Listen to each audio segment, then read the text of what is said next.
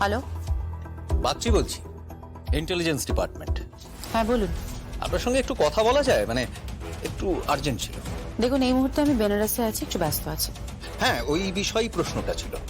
কি প্রশ্ন? না মানে এয়ারলাইন্স কোম্পানির সঙ্গে আমরা যোগাযোগ করেছিলাম। তা সেই এয়ারলাইন্স কোম্পানি যে ফ্লাইটে আপনি ফ্লাই করেছেন, সেই ফ্লাইটেই আপনার সঙ্গে আরেকটা টিকিট বুক করা হয়েছিল। তা আমি কি জানতে পারি সে কি? ফ্লাইটে প্রচুর টিকিট বুক করা হয়েছিল, তার মধ্যে প্রত্যেকের নাম জানাটা আমার পক্ষে নিশ্চয়ই সম্ভব নয়। না না, আমি ঠিক সে কথা বলছি না। আসলে দুটো টিকিটই একসাথে বুক করা হয়েছিল এবং টিকিটটা বুক করা হয়েছিল আপনার অফিস থেকে। মানে আপনার অফিস যে ট্রাভেল এজেন্টকে দিয়ে কাজগুলো করায়, সেই ট্রাভেল এজেন্টই এই টিকিটটা বুক করেছে। এবার কি আমি জানতে পারি আপনার সঙ্গে আর কে গেছিল? মানে আর কে ফ্লাই করেছিল আপনার সঙ্গে বেনারসে? বাগচি মশাই, মাঝে মাঝে না আপনাদের ওই ইন্টেলিজেন্স ডিপার্টমেন্টে একজনের অভাব আমি খুব বোধ করি। কার অভাব? জ্যাসার না। আপনি কি বলতে চাইছেন? বলতে চাইছি যে মস্তিষ্কে শান দেওয়া হয় না, একটু ভালো করে শান দিন, বুঝলেন? তারপরে কথা বলতে আসবেন। Don't try to be over smart. আমাকে উত্তর দিন আপনার সঙ্গে কে ছিল, না হলে কিন্তু আমি কথা বার করতে জানি। মিস্টার বাগচি, আপনি কথা বার করতে জানেন, আর আমি কথাকে খবর বানিয়ে সেটাকে বিক্রি করতে চাই। আপনি যে ফোনে আমাকে হুমকিটা দিচ্ছেন না, এই পুরোটা কিন্তু রেকর্ড হচ্ছে, বুঝতে পেরেছেন? আমি যদি আপনার বিরুদ্ধে কলমটা ধরি, তাহলে বুঝতে পারছেন আপনার ঠিক কি অবস্থা হবে। আপনি যাদেরকে স্যালিউট করেন, তাদেরকে গিয়ে একবার জিজ্ঞাসা করবেন যে আপনি কৌশিকী মুখার্জির সাথে এরকম বিহেভ করছেন, তার ফলাফল কি হতে পারে। বুঝতে পেরেছেন? আমি কিন্তু আপনার কাস্টাডি কোনো ক্রিমিনাল নই যে আপনি আমাকে ঠিক এইভাবে জেরা করবেন। না না, এটাও কিন্তু তদন্তের স্বার্থেই। মুখার্জি বাড়ির প্রবলেম নিয়ে সব থেকে বেশি স্বার্থ কিন্তু আমার। এটা আমার পরিবার, আমার স্বার্থ জড়িত আছে, আর তাকে সামলানোর দায়িত্বটা কিন্তু পুরোপুরি আমার। বুঝতে পেরেছেন? কি সামলাবেন আপনি? কি সামলাবেন? আপনাদের নামে হত্যাকাণ্ডের মামলা চলছে। গৃহবধূ হত্যা করে তাকে পোস্টমর্টমের পর পুড়িয়ে দিয়েছেন, সমস্ত তথ্য প্রমাণ লোপাট করে দিয়েছেন। এখন আপনাদের নামে কেস চলছে এবং আপনাদেরই পরিবারের একজন বউ সেই কেসটা করেছে আপনাদের এগেইনস্টে। Please stop it mister Bagchi. গৃহবধূ হত্যা মামলা নিয়ে আপনার মাথা না ঘামালেও চলবে, কারণ এটা আপনার তদন্তের আওতায় পড়ে না। আপনি একটা কাজ করুন, হ্যাঁ, আপনি বরং ভাবুন, খুব ভালো করে ভাবুন, আর ভাবাটা প্র্যাকটিস করুন। কনিশেব, ওই যে একই ফ্লাইটে কৌশিকী মুখার্জির সাথে আর কে ছিল? কে? কেন এয়ারলাইন্স কোম্পানি নাম বলেনি? নো, কেন?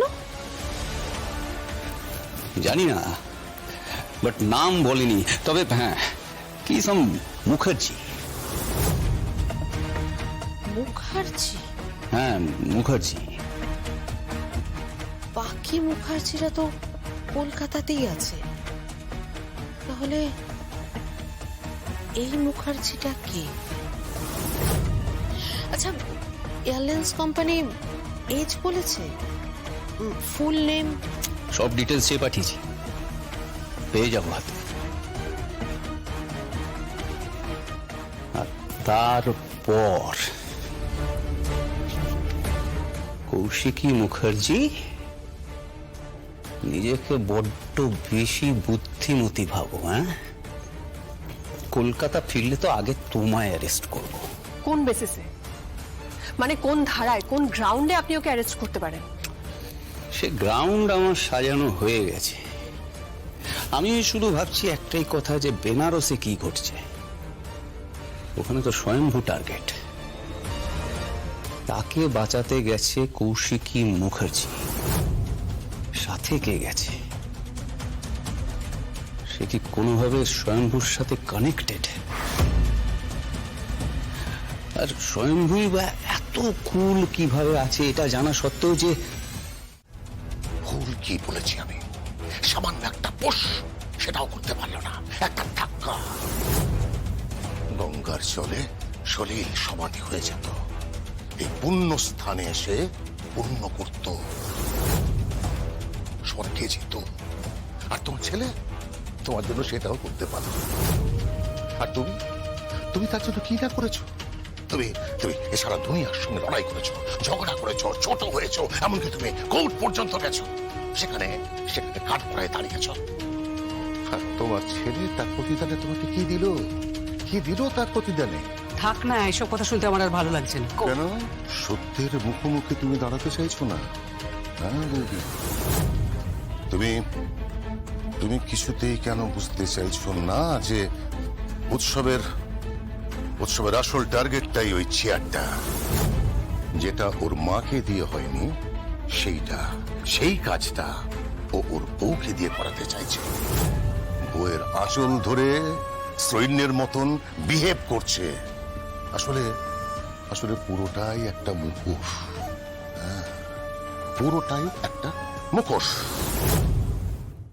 ও কিন্তু একদিন প্রমাণ করে দেবে যে মেইন গেমটা ও খেলছে, ও হচ্ছে গেম চেঞ্জার। এবং আমরা যখন ওই জেল হাজতে বসে চোখের জল ফেলবো, ও তখন মেহেন্দিকে সরিয়ে নিজে ওই চেয়ারটাতে গিয়ে বসবে। আমি ওকে খুব ভালো করে চিনি।